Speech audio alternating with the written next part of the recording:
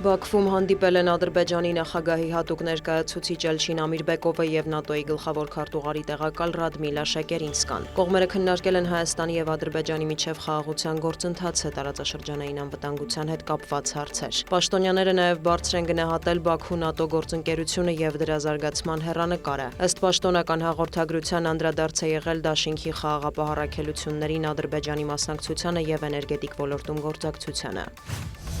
Մոսկվայում կրկին հանդիպել են Ռուսաստանի նախագահը եւ ԱՄՆ նախագահի հատուկ բանագնացները Սթիվ Ուիտկոֆը, Ջարեդ Քուշները եւ տնտեսական հարցերով Սպիտակ տան խորհրդական Ջոշուա Գրյունբաումը, որը առաջին անգամ է միացել ամերիկյան պատվիրակությանը։ Բանակցությունները տևել են շուրջ 4 ժամ։ Ռուսաստանի նախագահի օգնական Յուրի Ուշակովի խոսքով հանդիպումը եղել է բովանդակալից, կառուցողական, անկեղծ եւ վստահելի։ Ռուսական կողմին են փոխանցվել նախորդին Դավոսում Զելենսկի-Թրամփ, ինչպես նաեւ ԱՄՆ-Եվրոպա բանակցությունների մանրամասները։ Ուշակովը հայտնել է, որ Կրեմլում կողմերը համաձայնեցրել են հետագա համատեղ քայլերը։ Ռուսաստանի նախագահի օգնականը տեղեկացրել է, որ այսօր Աբու Դաբիում տեղի կունենա անվտանգության հարցերով եռակողմ աշխատանքային խմբի առաջին հանդիպումը Ռուսաստանի, ԱՄՆ-ի եւ Ուկրաինայի ներկայացուցիչների մասնակցությամբ։ Աբու Դաբիում կհանդիպեն նաեւ տնտեսական հարցերով Վաշինգտոնի եւ Մոսկվայի աշխատանքային խմբի ղեկավարները։ Կարևորն այն է, որ Կրեմլում Ռուսաստանի նախագահի եւ ամերիկացիների բանակցությունների ընթացքում վերահաստատվեց, որ առանց տարածքային հարցը լուծելու երկարաժամկետ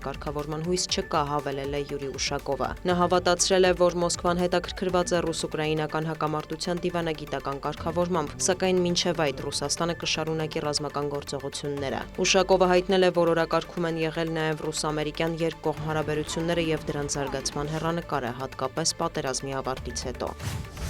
Զելենսկին եւս հաստատել է, որ ուկրաինական բարձրաստիճան պատվիրակությունը մեկնում է Արաբական Միացյալ Էմիրություններ բանակցությունների համար։ Ուկրաինայի նախագահի խոսքով դրանք կտևեն 2 օր։ Դավոսում Դոնալդ Թրամփի հետ հանդիպումից հետո Զելենսկին նաեւ տեղեկացրել է, որ Ուկրաինայի անվտանգության երաշխիքների վերաբերյալ փաստաթուղթը պատրաստ է, սակայն չլուծված է մնում տարածքների հարցը։ Նրա խոսքով Աբու Դաբիում կայանալիք եռակողմ հանդիպումը հնարավորություն կտա քննարկել այդ խնդիրը։ Զելենսկին հավելել է, կարգավորման համար եւ Ուկրաինան եւ Ռուսաստանը պետք է գնան փոխզիջում։ ԱՄՆ նախագահն էլ հայտարարել է, որ Ուկրաինայում հակամարտության կարգավորման հնարավոր գործարքի պարամետրերը հայտնի են։ Կիևը պատրաստ է համաձայնագիր կնքել։ Այլ մանրամասներ ԱՄՆ նախագահը չի ներկայացրել։ Սպիտակ տան ղեկավարի համոզմամբ Ռուսաստանի նախագահ Վլադիմիր Պուտինը նույնպես ցանկանում է համաձայնության հասնել։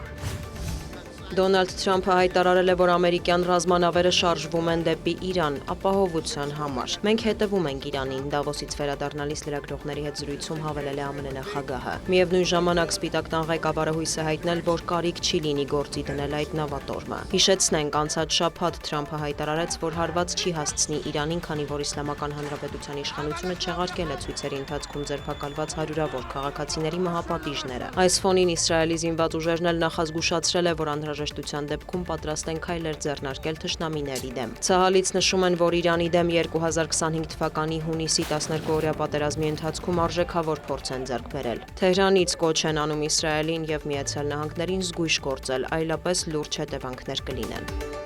Դիանա Գասպարյան, լուրեր։